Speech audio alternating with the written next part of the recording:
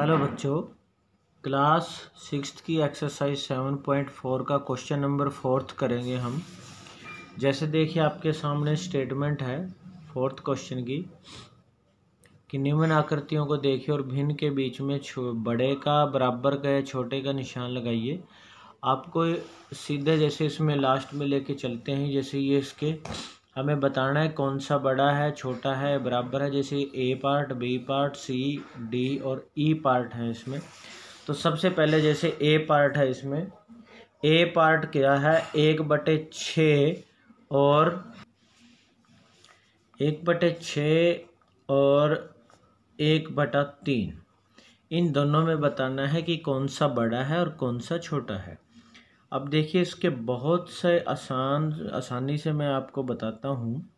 वैसे इसके 2 मेथड हैं, हम उसमें से कोई भी अपना सकते हैं, लेकिन एक सिंपल मेथड है वो हम करेंगे। सबसे पहले देखिए जैसे यहाँ पे ऊपर 1 है, इधर भी ऊपर 1 है और बीच में हमारे पास बॉक्स था।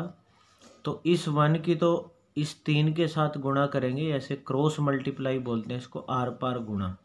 तो इसको 3 से गुणा कर लेंगे और इस वाले 1 को इस 6 से। तो 3 को 1 से गुणा करेंगे 3 और इधर 6 को 1 से करेंगे 6। तो कौन सा बड़ा है, 3 या 6? तो 6 बड़ा है। तो लास्ट में हम लिख देंगे कि जो हमारी स्टेटमेंट थी 1/6 और 1/3 में जो ये निशान हमने डाला है, बड़े की तरफ मुंह खुला होता है, तो इसका मतलब 1/3 बड़ा है। इसका बच्चों में दूसरा मेथड भी बता देता हूँ, वैसे यही कर लो तो ज़्यादा अच्छा रहेगा। देखिए इसी क्वेश्चन को मैं बताता हूँ। जैसे 1/6 और 1/3 में बताना है कौन सा बड़ा है। तो सबसे पहले हमने जो ये ऊपर वाले को अंश बोलते हैं, नीचे वाले को हर, हमने इनको इक्वल करना है, बराबर करना है। जैसे यहाँ 6 है, मान लीजिए यहाँ 3 का 6 बनाना है, तो यहाँ 2 से गुणा होगी, 3 दूनी 6 बनेगा। तो ऊपर भी करनी है आपने 2 से गुणा। तो ये 1/6 और इधर 2 एकम 2 और 3 दूनी 6, यानी ये दोनों बराबर होने चाहिए नीचे, जिसको हम हर जो है इनके, जैसे ये ऊपर वाला अंश है नीचे हर है, तो हर दोनों बराबर होने चाहिए।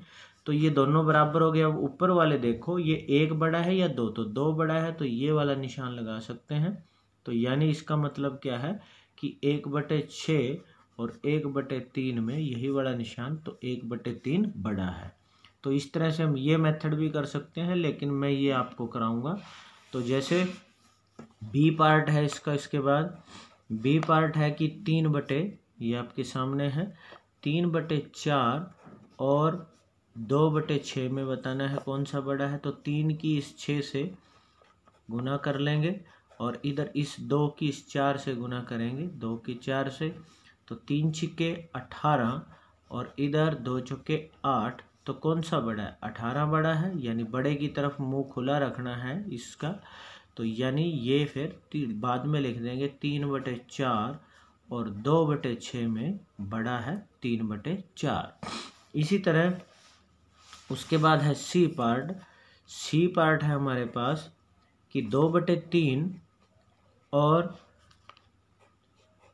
2/4, इसमें कौन सा बड़ा है। तो 2 की 4 से गुणा कर लो, 2 गुना 4। ऐसे इस वाले 2 की 3 से गुणा कर लो, तो 2 चौके 8 और 2 तिये 6, तो 8 बड़ा है।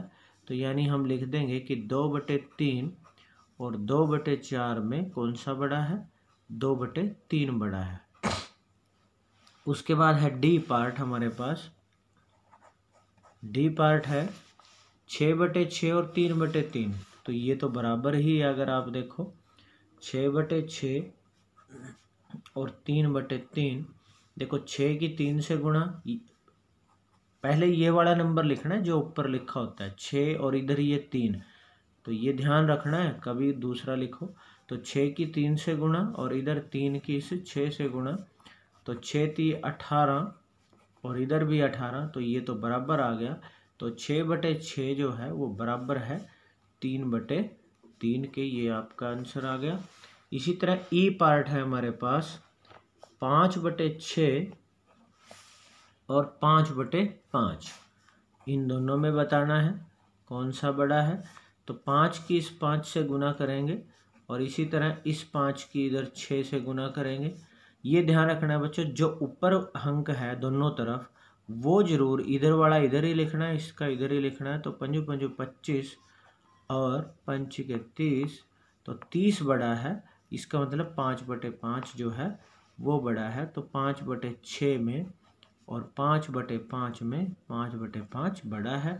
तो इस तरह से हमारा ये क्वेश्चन नंबर 4 जो है वो कंप्लीट हो गया है। आपने इसको अच्छे से समझ के नोट कर लेना है।